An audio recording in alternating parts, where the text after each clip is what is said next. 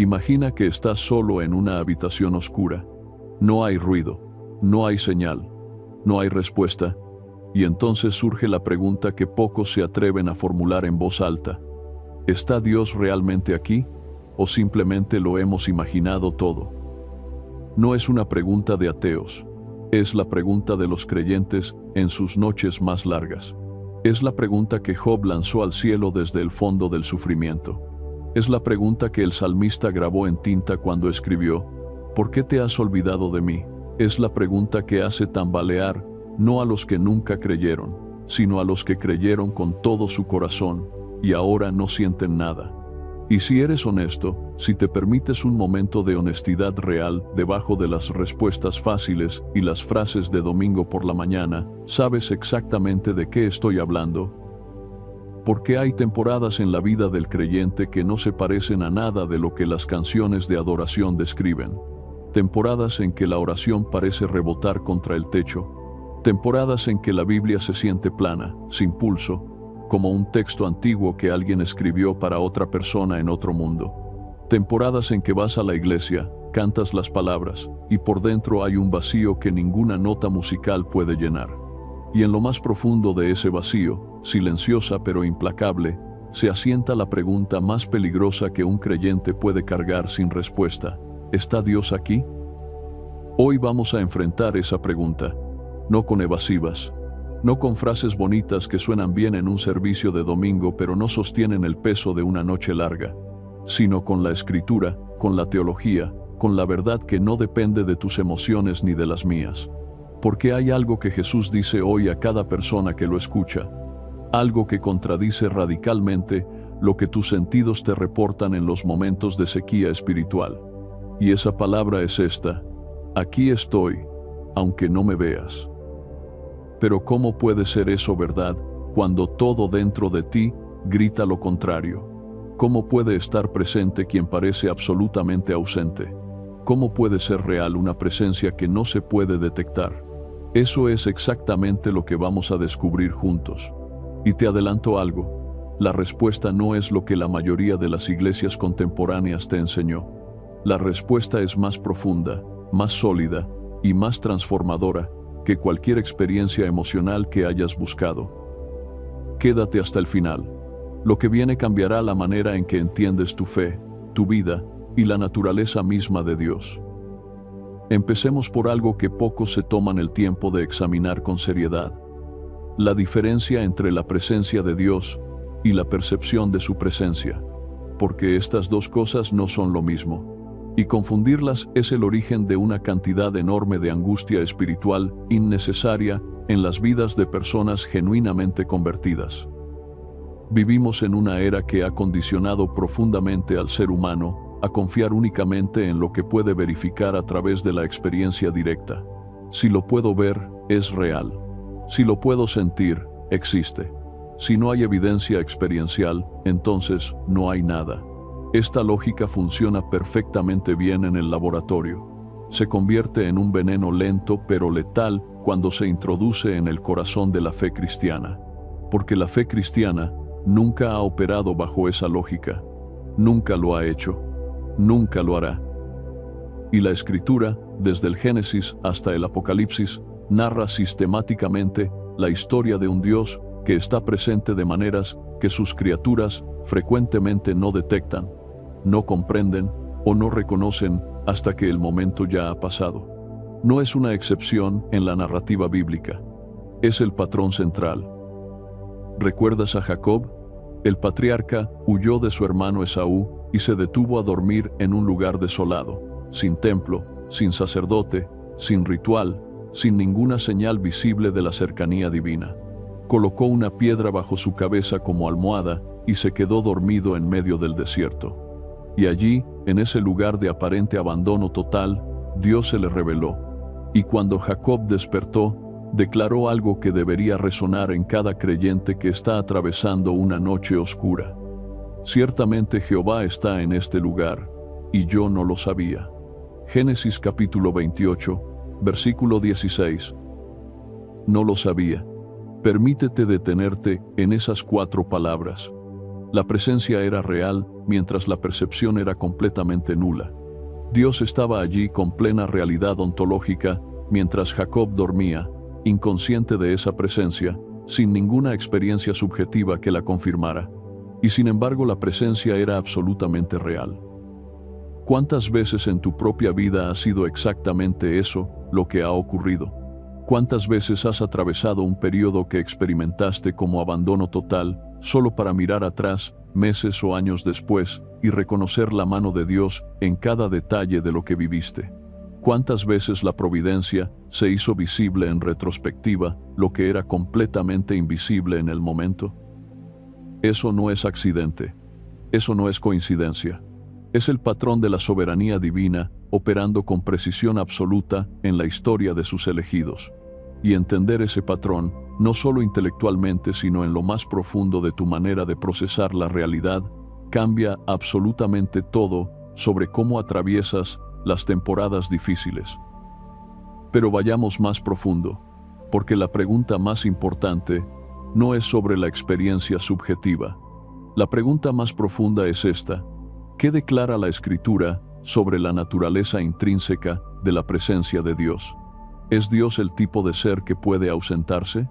¿Puede Dios, en algún sentido real, metafísico, ontológico, no estar presente en algún lugar o momento de la existencia creada?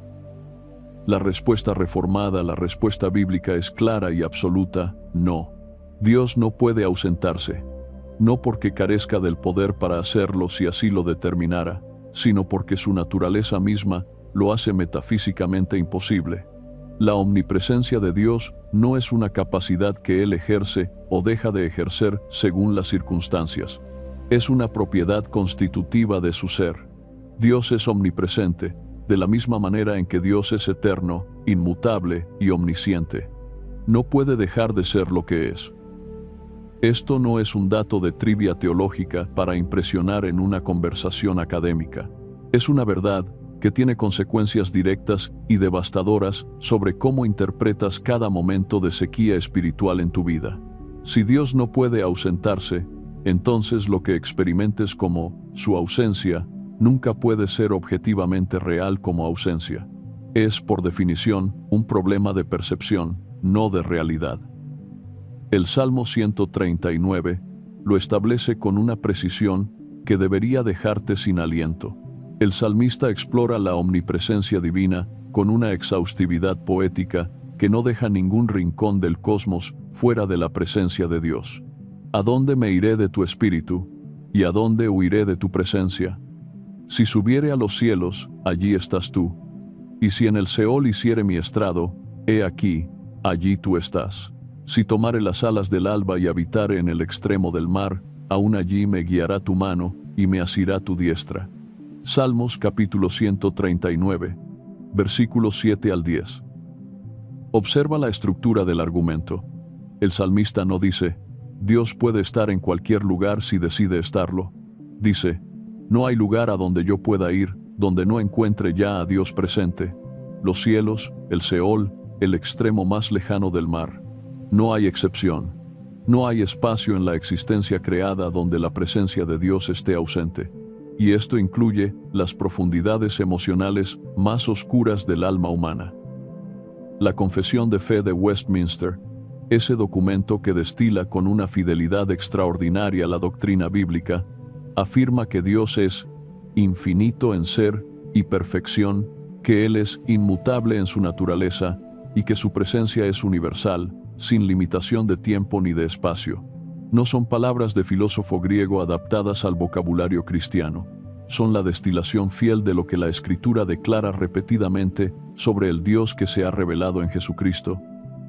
Entonces, si Dios siempre está presente, si su omnipresencia es una propiedad constitutiva de su ser, ¿por qué tantos creyentes genuinamente convertidos experimentan lo que los teólogos han llamado a lo largo de la historia la oscuridad sensible o la experiencia de la ausencia de Dios?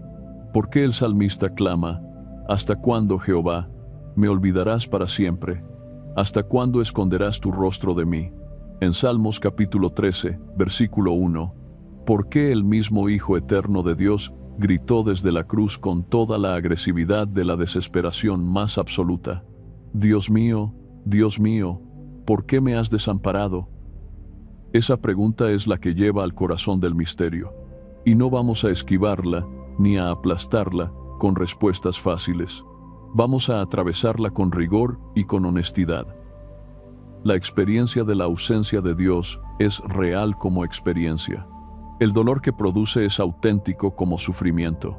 El peso que impone sobre el alma es genuino como carga, pero no es un reporte fiel de la realidad objetiva. No puede serlo. Es la percepción de una criatura finita, profundamente afectada por la caída, operando en un mundo quebrado, intentando registrar la presencia de un ser que infinitamente la trasciende en cada dimensión posible del ser. Piénsalo de esta manera. El sol no deja de existir cuando las nubes lo cubren. Su luz no deja de ser real porque tus ojos no puedan percibirla en un momento dado. Y sin embargo, en el interior de una cueva, a mediodía, alguien que nunca ha visto el cielo podría concluir razonablemente que la luz solar no existe en ese momento. La conclusión sería comprensible dado el estado de la información disponible, y estaría completamente equivocada respecto de la realidad. Dios no se va cuando no lo sentimos, pero nosotros, criaturas que vivimos por sensación tanto como por razón, frecuentemente confundimos la nube con la ausencia del sol. Y esa confusión, cuando se convierte en doctrina personal no examinada, produce devastación espiritual. Produce creyentes que viven en un ciclo de euforia y colapso determinado enteramente por sus estados emocionales, nunca anclados en la roca de la revelación objetiva. Por eso Jesús, que es el Dios encarnado, el Emanuel, que significa literalmente Dios con nosotros, no dijo, estaré contigo cuando las circunstancias sean favorables. No dijo, te acompañaré cuando lo sientas. No condicionó su presencia a la calidad de tu experiencia subjetiva. Dijo, con una absolutidad que no deja margen para ninguna condición. He aquí, yo estoy con vosotros todos los días, hasta el fin del mundo. Mateo capítulo 28, versículo 20. Todos los días. No los días buenos. No los días de avivamiento espiritual. No los días en que la adoración produce escalofríos y las oraciones parecen tocar el cielo inmediatamente. Todos los días, incluyendo los días secos, incluyendo las noches de silencio, incluyendo los momentos en que la fe parece un ejercicio de voluntad pura sin ningún soporte emocional whatsoever.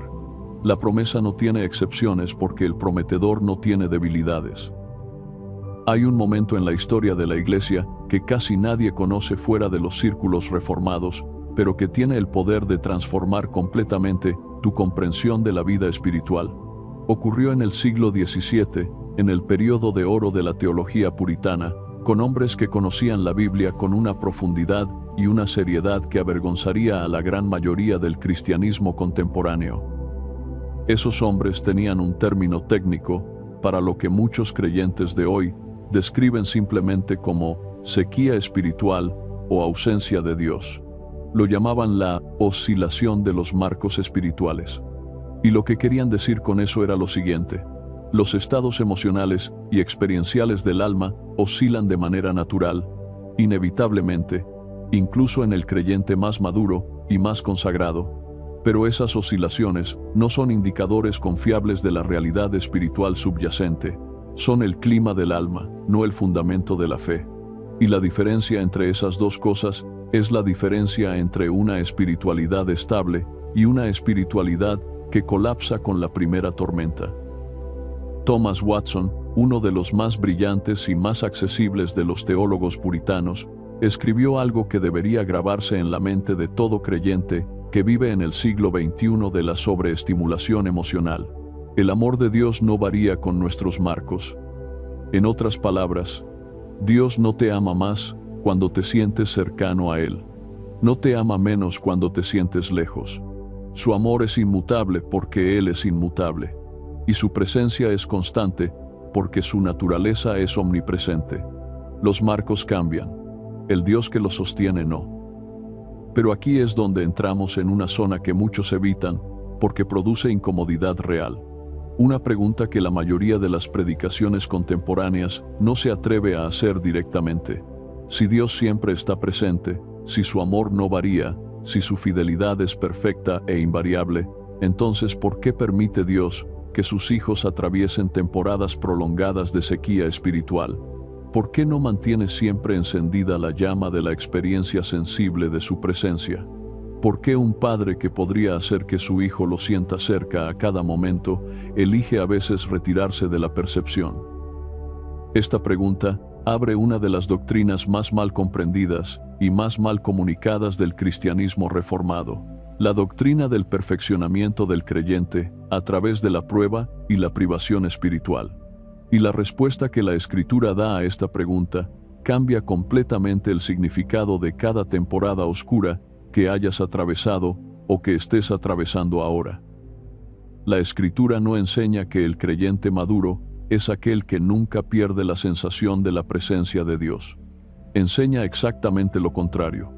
Enseña que el camino hacia la madurez espiritual pasa inevitablemente por el valle de sombra de muerte. No lo rodea. No lo evita con suficiente santidad o con suficiente fe. Lo atraviesa. Ese es el diseño de Dios para el crecimiento de sus hijos. ¿Por qué?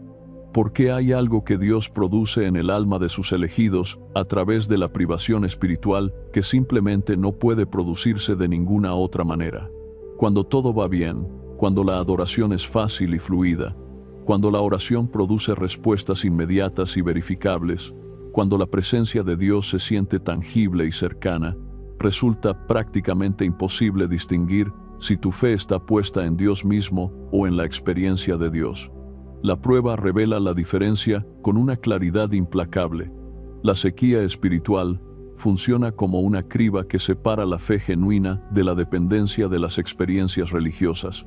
Y esa separación es, para el creyente, más valiosa que el oro, aunque en el momento se sienta como devastación pura.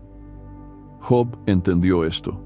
No en el momento de la prueba, cuando clamaba su inocencia y cuestionaba con una audacia que nos incomoda el silencio aparente de Dios, sino al final, cuando Dios le habló desde el torbellino, y Job respondió con las palabras más profundas y más sorprendentes de todo su libro. De oídas te había oído, mas ahora mis ojos te ven. Job capítulo 42, versículo 5. De oídas te había oído. Antes de la prueba, Job conocía a Dios de manera indirecta, a través de la tradición, a través de la instrucción recibida, a través de la información teológica acumulada. Pero la prueba produjo algo que ninguna cantidad de información religiosa puede producir: un conocimiento directo, personal, transformador del Dios viviente. La prueba no lo alejó de Dios. Lo llevó a un conocimiento de Dios que ningún periodo de prosperidad y bienestar espiritual podría haberle dado. La oscuridad fue el instrumento de la revelación más profunda que Job jamás recibió. ¿Qué estás aprendiendo de Dios en tu temporada de silencio que no podrías aprender de ninguna otra manera? Hay una tensión teológica que debemos resolver con cuidado, porque existe una diferencia fundamental entre el silencio de Dios como disciplina amorosa y el silencio de Dios como juicio.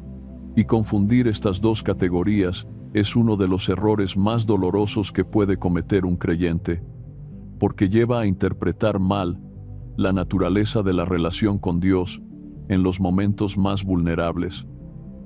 En Isaías capítulo 45, versículo 15, el profeta hace una declaración que resulta desconcertante al primer contacto, una declaración que muchos leedores pasan por alto porque no encaja fácilmente en los esquemas simples de la espiritualidad popular. Verdaderamente, tú eres Dios que te encubres, oh Dios de Israel, el Salvador, Dios que se encubre, el Dios que se oculta deliberadamente. El hebreo usa la palabra mistater, que describe al Dios que activamente, soberanamente, elige retirarse de la percepción humana. No que deje de estar presente, sino que elige no hacerse perceptible en un momento determinado. Y aquí está la pregunta que muy pocas predicaciones se atreven a explorar. ¿Por qué haría eso el Dios que dice, aquí estoy? ¿Por qué el Dios que se declara a sí mismo como pastor, como padre, como amigo íntimo, elegiría en momentos deliberados no hacerse sentir por su pueblo. La respuesta es multifacética y requiere que pensemos con la precisión que la doctrina reformada nos ha enseñado. En primer lugar, Dios se encubre para llevar al creyente de la dependencia de las experiencias religiosas a la dependencia de la palabra revelada. Los reformadores lo llamaban la primacía de la Escritura, sola Escritura, y una de las maneras más directas en que Dios fortalece esa primacía en el corazón del creyente es retirar la experiencia sensible de su presencia para que lo único que quede como ancla sea la palabra escrita. En ese momento de sequía, la pregunta se vuelve absolutamente práctica. ¿Confías en la Escritura, aunque no sientas nada, o solo confías en Dios cuando el sentimiento lo respalda?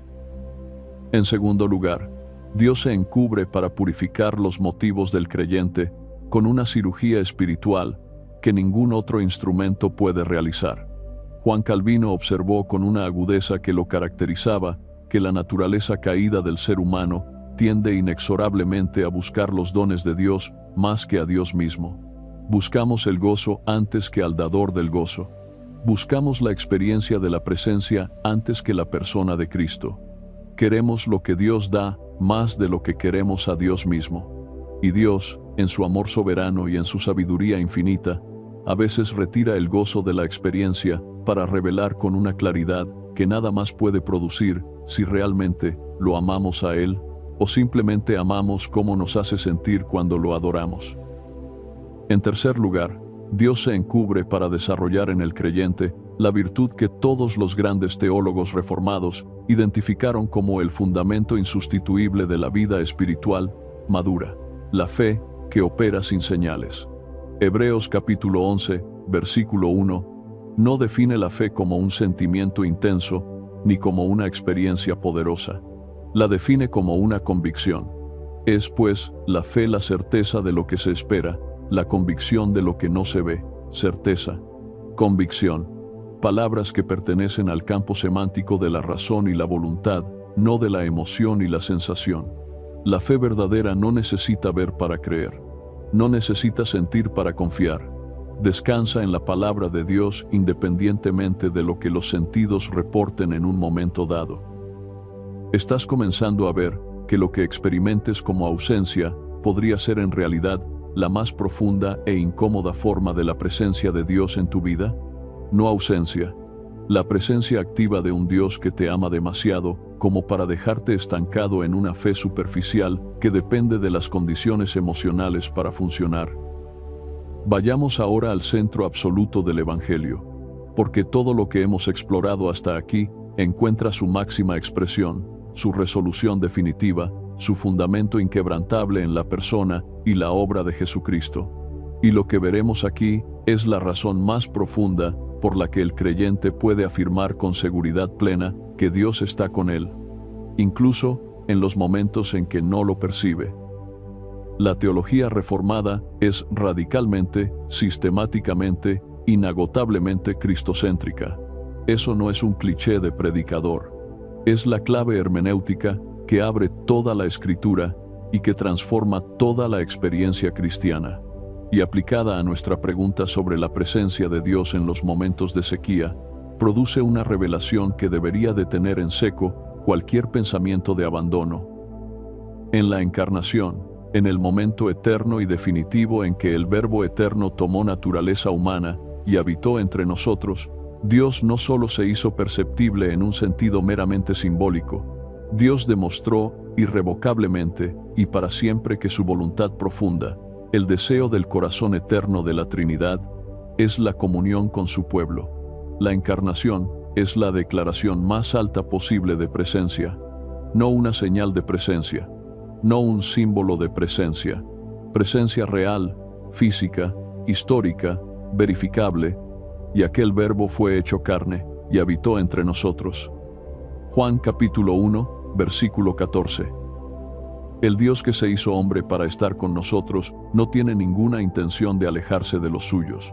La dirección del movimiento de la historia de la redención es siempre hacia la comunión más profunda, no hacia el alejamiento. Desde la promesa del Edén, hasta la nueva Jerusalén del Apocalipsis, el movimiento de Dios es siempre hacia su pueblo. He aquí el tabernáculo de Dios con los hombres, y Él morará con ellos.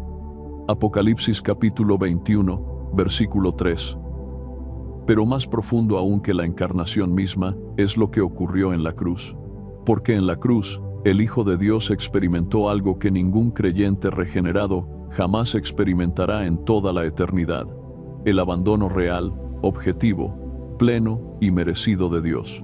Dios mío, ¿por qué me has desamparado? Mateo capítulo 27, versículo 46. Ese grito no fue solo una expresión poética de angustia emocional, aunque fuera también eso. Fue la vocalización de una realidad teológica sin precedente en toda la historia del universo. El Hijo Eterno, en ese momento, cargando sobre sí mismo la totalidad del pecado y la culpa y la corrupción de la totalidad del pueblo elegido de Dios, experimentó la ira santa y el abandono judicial del Padre que el pecado absolutamente merecía. ¿Por qué es esto absolutamente crucial para nuestra conversación? Por esto, el único abandono real que existía en el cosmos, el abandono que tú y yo merecíamos con plena justicia, por cada pecado que hemos cometido y cada pecado que cometeremos, ya fue experimentado por Cristo en el Calvario en nuestro lugar. Fue absorbido completamente por Él. Fue descargado sobre el Cordero que quita el pecado del mundo. Y lo que eso significa es que lo que tú experimentes a partir del momento de tu unión con Cristo, por más doloroso que sea, por más oscuro que se sienta, se procesa dentro del contexto de la adopción filial, no del abandono judicial. Romanos capítulo 8, versículo 1, lo dice con una claridad que no deja absolutamente ningún margen para la ambigüedad.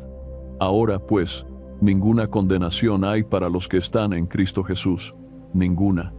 No poca condenación, no condenación reducida, ninguna condenación. El creyente verdaderamente unido a Cristo por fe no está bajo la ira de Dios. Nunca volverá a estarlo. Está bajo la gracia de Dios, bajo el amor del Padre, bajo la intercesión permanente del sumo sacerdote que siempre vive para orar por los suyos. Y eso significa que su sequía espiritual, su temporada de silencio, su noche oscura del alma, no puede ser señal de abandono divino. No puede serlo porque el abandono ya fue completamente procesado en la cruz. Lo que el creyente experimenta en sus temporadas oscuras es disciplina de Padre, no ira de juez. Es prueba de fidelidad, no señal de rechazo. Es el camino soberanamente trazado por Dios para llevarlo a una madurez que ninguna prosperidad continua podría jamás producir. Escucha lo que dice Hebreos capítulo 12, versículos 5 al 6. Hijo mío, no menosprecies la disciplina del Señor, ni desmayes cuando eres reprendido por Él, porque el Señor al que ama, disciplina y azota a todo el que recibe por hijo. ¿A quién disciplina el Señor? A los que recibe por hijos. La disciplina no es señal de abandono. Es la marca más irrefutable de la paternidad divina en ejercicio activo. El padre que no disciplina a sus hijos no los ama suficientemente. El padre que sí disciplina está ejerciendo el amor más profundo que existe. Ahora llegamos al punto más práctico y más urgente de todo lo que hemos explorado hasta aquí. Porque la teología más sólida del mundo no sirve de nada si no puede transformar la manera en que te despiertas a las 3 de la mañana con el peso del mundo sobre el pecho y el cielo parece de bronce sobre ti. Así que vayamos allí, al momento concreto, a la práctica real. ¿Qué haces cuando sientes que Dios no está? No en teoría, no en una clase de teología, en la práctica cotidiana, en la oscuridad de tu cuarto, en el silencio que se siente como acusación. ¿Qué haces? La respuesta reformada no es, esfuérzate más en adorar hasta que lo sientas. No es, busca una experiencia emocional más intensa que confirme su presencia. No es, ayuna más, ora más, sirve más, hasta que el sentimiento regrese. La respuesta reformada es esta: regresa a la palabra. Siempre, inevitablemente, antes que a cualquier otra cosa. La palabra de Dios es el medio de gracia primario que Dios ha ordenado para comunicar su presencia, su favor, su realidad a su pueblo en todos los tiempos y en todas las condiciones. ¿Por qué la palabra? Porque la palabra es objetiva. No cambia según el estado de ánimo del que la lee. No fluctúa con el clima emocional del momento. No depende de si dormiste bien la noche anterior, ni de si tu vida está funcionando según tus planes. Es la declaración permanente, inalterada e inalterable de quién Dios es, de lo que Dios ha hecho en Cristo, y de lo que Dios promete a los que son suyos. Y esas promesas no están condicionadas a que tú las sientas en el momento de leerlas. Están garantizadas por la naturaleza inmutable del Dios que las emitió. Cuando David escribió el Salmo 23, no lo escribió en un momento de euforia espiritual, desde la cima de una experiencia mística. Lo escribió como un hombre que conocía el valle de sombra de muerte, no como concepto abstracto de predicación, sino como realidad vivida con toda la brutalidad de la experiencia humana.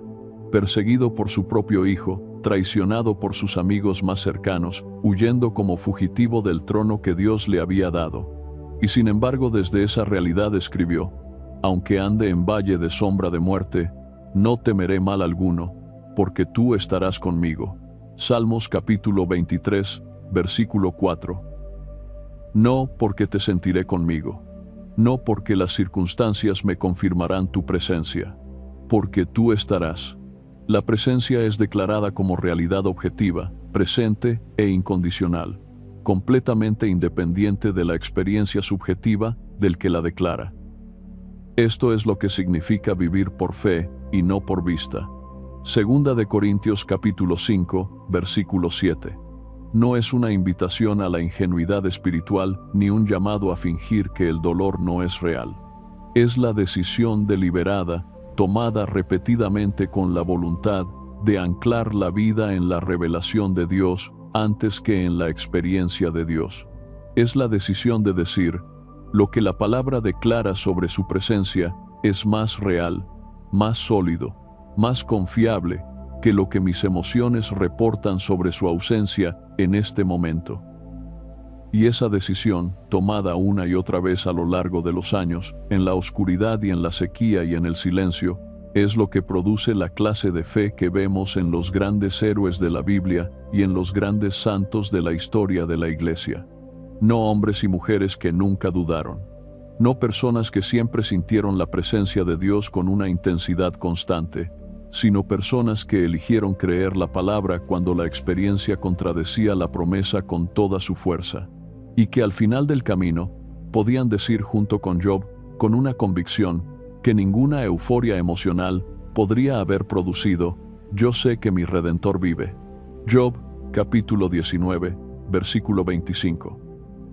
Quiero ahora abordar algo que me parece uno de los errores más costosos del cristianismo del siglo XXI, especialmente en el contexto de la cultura digital de consumo espiritual en que vivimos. El error de buscar la presencia de Dios a través de las experiencias emocionales intensas, en lugar de buscarla a través de los medios ordinarios que Él mismo ha ordenado en su palabra. Vivimos en una era de consumo espiritual sin precedentes en la historia de la Iglesia. Existe un mercado enorme y en constante expansión de productos, eventos, conferencias, experiencias de adoración, videos y recursos diseñados para producir la sensación de la presencia de Dios. La industria del entretenimiento cristiano es un negocio de miles de millones de dólares, construido sobre la premisa de que la presencia de Dios se puede manufacturar mediante las condiciones correctas de producción, las luces correctas, la música correcta, el volumen correcto, el altavoz correcto, el predicador correcto con la cadencia correcta. Y no estoy diciendo que todo eso sea necesariamente malicioso en su intención. Estoy diciendo que cuando esos medios se convierten en el estándar primario por el cual medimos si Dios está presente o no, hemos cometido un error teológico de proporciones enormes que tiene consecuencias devastadoras para la estabilidad espiritual del pueblo de Dios. Porque esos medios son irregulares, inconsistentes y condicionados por factores completamente externos a la realidad espiritual. No siempre están disponibles. No siempre producen la misma respuesta emocional. Y si tu percepción de la presencia de Dios está atada a su disponibilidad y a su efectividad emocional, entonces tu espiritualidad está construida sobre arena movediza. La próxima vez que el concierto termine, la próxima vez que la emoción del retiro se disipe en el viaje de vuelta a casa, la próxima vez que la música se detenga y el silencio llene el espacio, te quedarás con la misma pregunta desoladora con la que comenzamos este video. Los reformadores veían este peligro con una claridad que el contexto de su época les daba.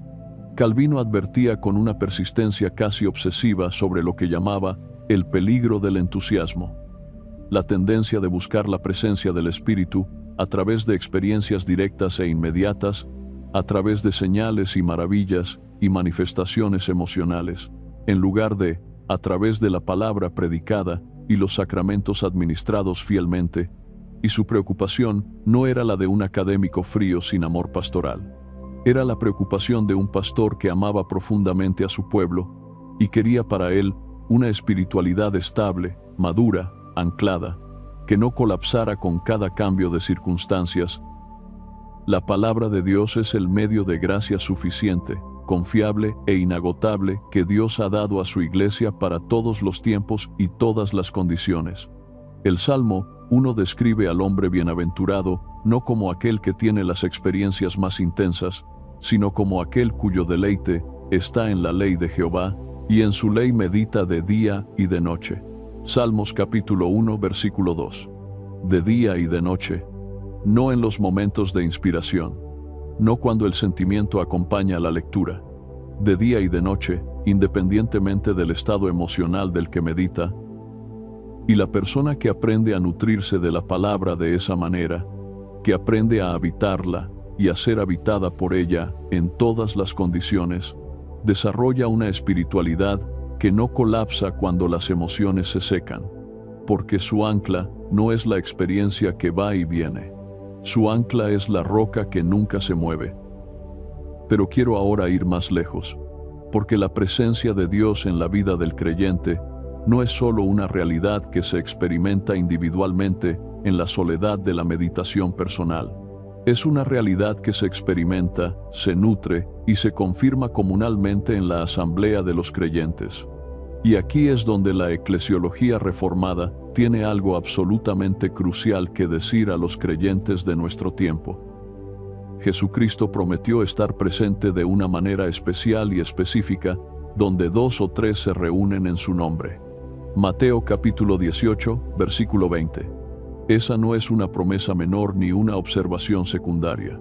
Es la promesa que fundamenta la razón de existencia misma de la iglesia local visible. La asamblea de los creyentes no es un lugar donde se transmite información bíblica útil para el crecimiento individual. Es el espacio donde Cristo ha prometido hacer presente su gracia de una manera especial, a través de la predicación fiel de su palabra, a través de la administración correcta de los sacramentos, a través de la comunión activa de los santos que se llevan los unos las cargas de los otros.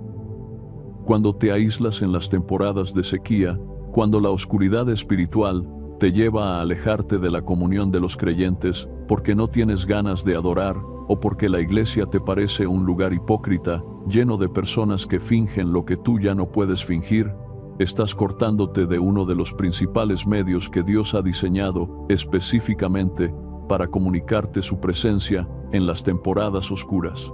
El creyente que enfrenta la noche oscura del alma en aislamiento voluntario se priva de la voz colectiva de la iglesia, que dice con la autoridad de la experiencia compartida: nosotros también lo hemos atravesado. Él estuvo en nuestra oscuridad y estará en la tuya. Los puritanos entendían la centralidad de la comunidad del pacto con una profundidad que el individualismo espiritual contemporáneo ha perdido casi completamente. Por eso la Confesión de Westminster dedica una atención tan seria a la iglesia visible y a los medios de gracia. Porque la presencia de Dios en la vida del creyente no es solo una cuestión de experiencia mística privada entre el alma individual y su Dios. Es una realidad que se encarna, se fortalece y se confirma en la comunidad de los que llevan el nombre de Cristo y se someten a su palabra. ¿Estás conectado a una iglesia que predica fielmente la palabra de Dios sin compromisos ni concesiones a la cultura? ¿Estás sometiéndote regularmente a los medios de gracia que Dios ha ordenado, no cuando te sientes bien, sino especialmente cuando no te sientes bien? Porque si no lo estás, y estás experimentando una sequía espiritual, parte de la respuesta pastoral puede ser tan concreta y tan humilde como esta. Regresa a la asamblea.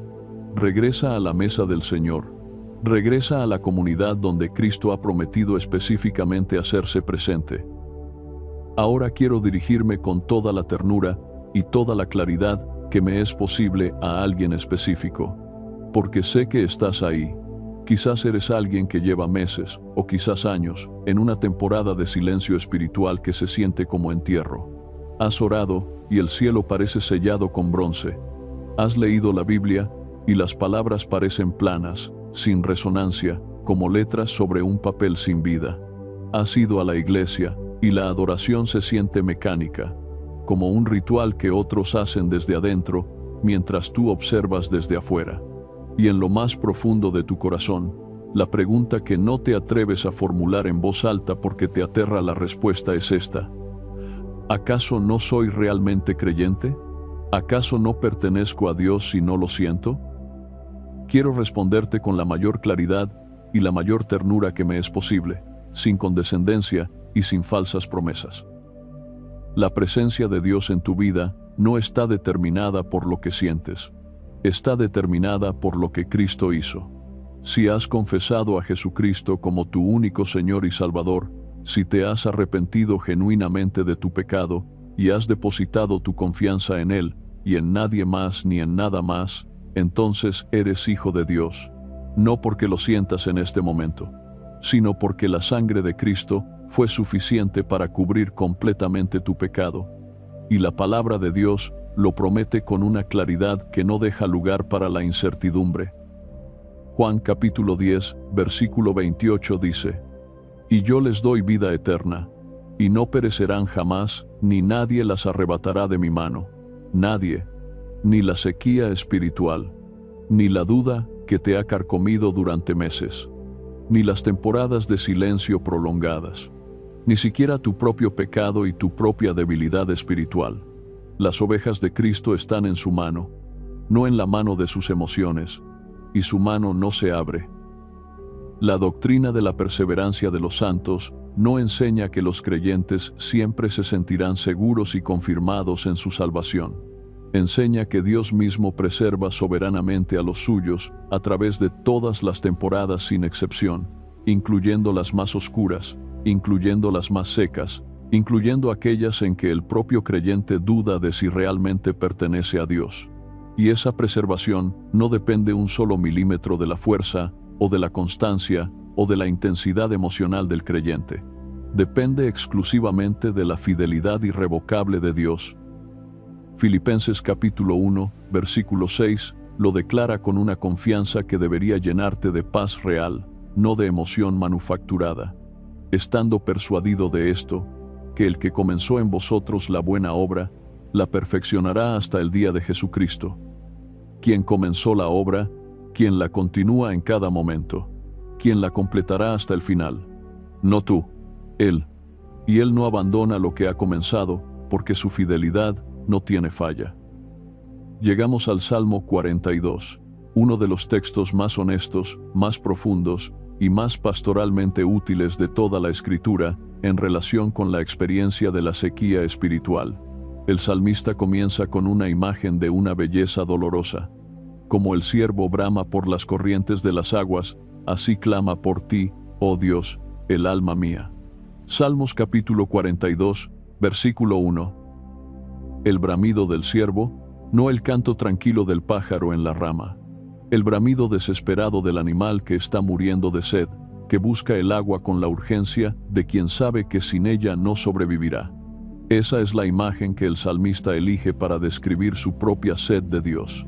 No una imagen de paz contemplativa, una imagen de necesidad desesperada, de anhelo que no puede satisfacerse con nada que no sea Dios mismo.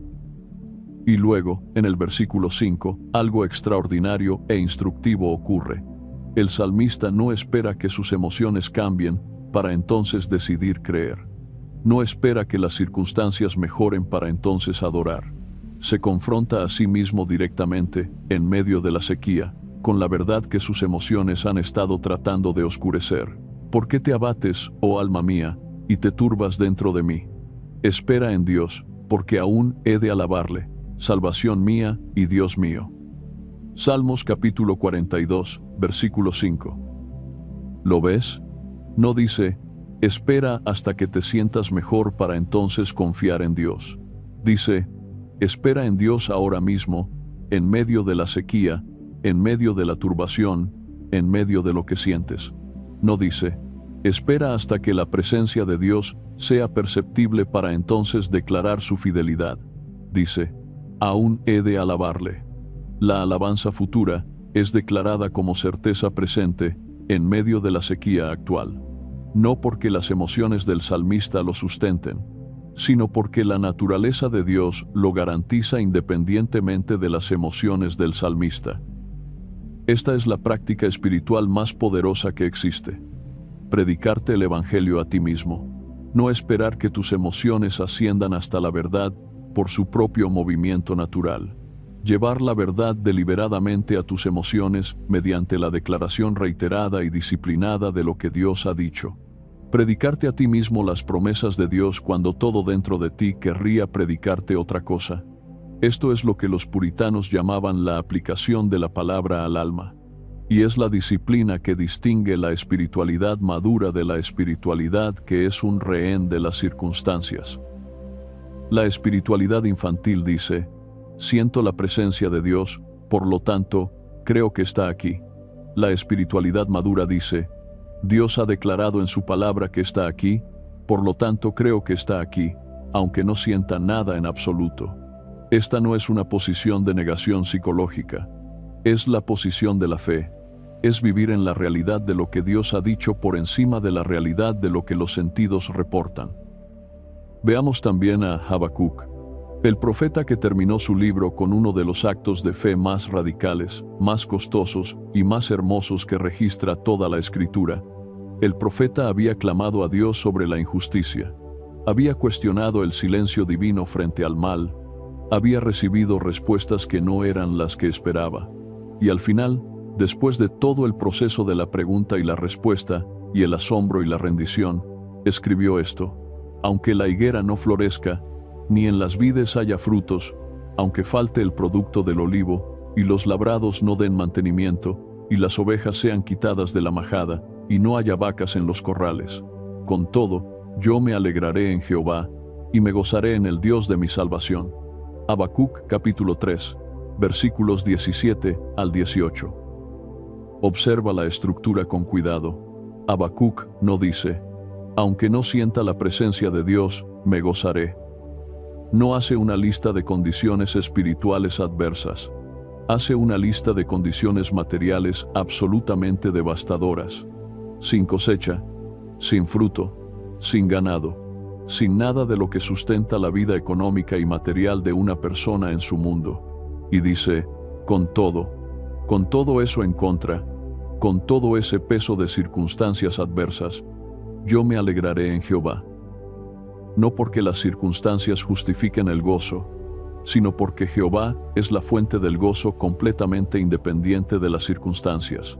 Ese gozo no depende de que la higuera florezca, no depende de que las vides produzcan, no depende de que los corrales estén llenos. Depende exclusivamente de quién es Jehová. Y quién es Jehová no cambia cuando las circunstancias cambian. Eso es fe reformada. Eso es fe bíblica. Fe que no requiere condiciones favorables para ejercerse. Fe que descansa en el carácter inmutable de Dios cuando todo lo demás es inestable y variable. Fe que dice con todo precisamente cuando las circunstancias dicen que no hay ningún con todo posible. Y veamos a Pablo, que escribió desde una prisión romana, en condiciones de privación que ninguno de nosotros probablemente conocerá, estas palabras que deberían avergonzar la queja de cualquier creyente que vive en comodidad relativa. He aprendido a contentarme, cualquiera que sea mi situación. Filipenses capítulo 4, versículo 11. He aprendido. No, he recibido el don especial del contentamiento en un momento de éxtasis espiritual. No, he alcanzado un nivel de santificación donde las circunstancias ya no me afectan. He aprendido. El contentamiento espiritual que no depende de las circunstancias no es un regalo que cae del cielo en un momento de euforia emocional. Es una virtud que se forja lentamente, dolorosamente, en el yunque del sufrimiento, la privación y la pérdida a lo largo del tiempo. Se aprende, y se aprende precisamente en las temporadas en que no lo sientes. Llegamos ahora al cierre, al punto final que quiero que lleves contigo cuando este video termine y sigas con tu día, porque todo lo que hemos explorado converge aquí, en una sola verdad que debería ser el ancla de toda tu vida espiritual. La presencia de Dios con su pueblo no es una experiencia que el creyente produce mediante las condiciones correctas. No es un estado que se alcanza con suficiente disciplina espiritual. No es un sentimiento que se genera con la música correcta, o la actitud correcta, o el nivel de fe correcto. Es una realidad que Dios garantiza en su palabra, que su Espíritu aplica al alma en los tiempos que Él determina soberanamente, y que la fe recibe como don, no produce como logro. Jesús no dijo, estaré con vosotros cuando las condiciones sean óptimas. No dijo, estaré con vosotros cuando vuestra fe sea suficientemente fuerte.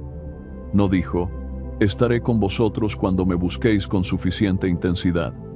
Dijo, he aquí yo estoy con vosotros todos los días, hasta el fin del mundo. Y ese todos incluye tus días más difíciles sin excepción. Incluye tus noches más largas. Incluye tus temporadas de silencio más prolongadas. Incluye los momentos en que no tienes ninguna evidencia experiencial de su presencia. La promesa no tiene excepciones, porque el prometedor no tiene debilidades. Y su palabra no puede fallar, porque Él es el Dios que no puede mentir. Recuerda a Jacob en el desierto, que declaró con asombro la presencia que no había percibido.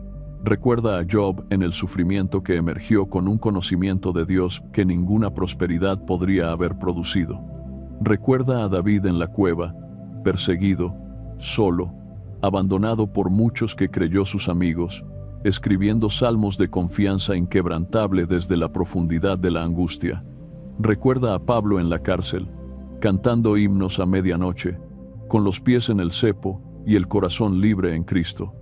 Recuerda a cada creyente que ha atravesado la noche oscura del alma y ha emergido al otro lado, no con las mismas respuestas fáciles con que entró, sino con un conocimiento de Dios más profundo, más real, más anclado, más costoso y por eso más valioso que cualquier conocimiento que hubieran podido adquirir en los momentos de exaltación emocional. La sequía no es el final de tu historia con Dios. Es un capítulo en ella. Un capítulo difícil. Un capítulo que frecuentemente se siente interminable desde adentro. Un capítulo que a veces hace que te preguntes si hay otro capítulo después de este.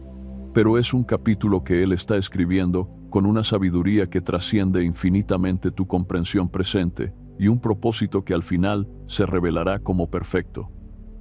Y en medio de ese capítulo, aunque no lo percibas, aunque no lo sientas, aunque cada instinto tuyo grite que estás solo y que el cielo está vacío y que la promesa fue hecha para otros pero no para ti, la voz más real que existe en el cosmos, la voz que habló y la existencia surgió de la nada, la voz que llamó a Abraham de Ur de los Caldeos, la voz que habló desde la zarza ardiente, la voz que dividió el mar rojo y que hizo llover maná en el desierto, la voz que resucitó a Lázaro de entre los muertos y que venció a la muerte el tercer día al salir del sepulcro que no pudo retenerlo, esa voz, que es la misma ayer, hoy y por los siglos, te dice hoy con una fidelidad que no puede quebrarse y un amor que no puede fallar.